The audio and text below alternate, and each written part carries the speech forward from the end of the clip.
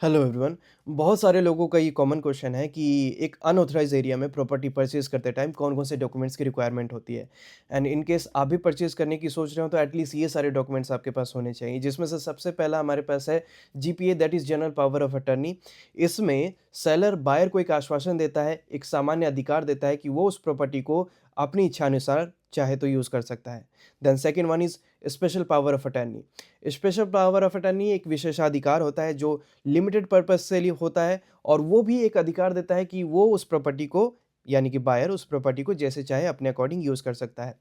Third one is agreement to sell, यानी कि seller के द्वारा एक आश्वासन दिया गया बायर को कि वो प्रॉपर्टी, यानी कि सेलर उस प्रॉपर्टी को भविष्य में उस बायर को बेचेगा। तो ये एक आश्वासन हो गया एग्रीमेंट टू सेल कि ये प्रॉपर्टी अभी बिका नहीं है लेकिन बेचूंगा तो आप ही से बेचूंगा, that is agreement to sell. Fourth one we have will, यानी कि वसीयतनामा।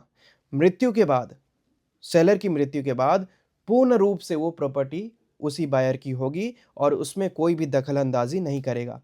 Then fifth we have possession letter, यानी कि कब्जे का अधिकार, ठीक है, या फिर आधिपत्य का अधिकार, यानी कि उस घर का कब्जा दूसरे व्यक्ति को इच्छा अनुसार सौंपा जा रहा है।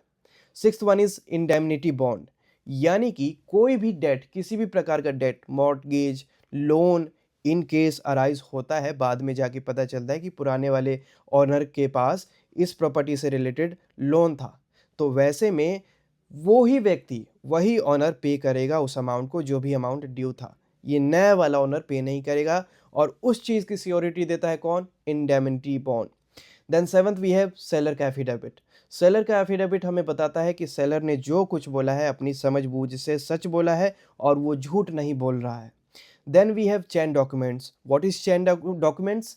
इसमें ऑनर्स की हिस्ट्री होती है कि पहले कौन ऑनर था, उससे पहले कौन, देन उससे पहले कौन, उससे पहले कौन। सो वो जो सीरीज़ होती है दैट इज़ चेन डॉक्यूमेंट, उससे भी ऑनरशिप का पता लगाया जा सकता है। Fifth one is payment receipt, कि जब पुराने वाले ओनर ने उस प्रॉपर्टी को परचेज़ किया होगा तो कुछ तो पे किया होगा उससे पुराने वाले ओनर को, तो उसकी रिसीट कहाँ है, वो पेमेंट रिसीट कहाँ है, तो वो चेक कर सकते हैं। Then eighth one is electricity और वाटर बिल। उस घर में मीटर लगा होगा, चाहे बिजली का या पानी का, तो वो मीटर किस नाम पे है? अगर ओनर के नाम पे है, जिसके नाम पे डॉक्यूमेंट्स है, तब तो ठीक है। इन केस उसके नाम पे नहीं है, किसी और के नाम पे है, तो उसका एनओसी लेके रख लीजिए। देन वी हैव एक एनओसी, अगर वो प्रॉपर्टी एक से ज़्यादा लोगों के पास, उस प्रॉपर्टी का ओनर एक से ज़्यादा लोग हैं तो उन सभी का एनओसी। तो ये एटलीस्ट 10 से 11 डॉक्यूमेंट्स आपके पास होने चाहिए जब आप प्रॉपर्टी परचेज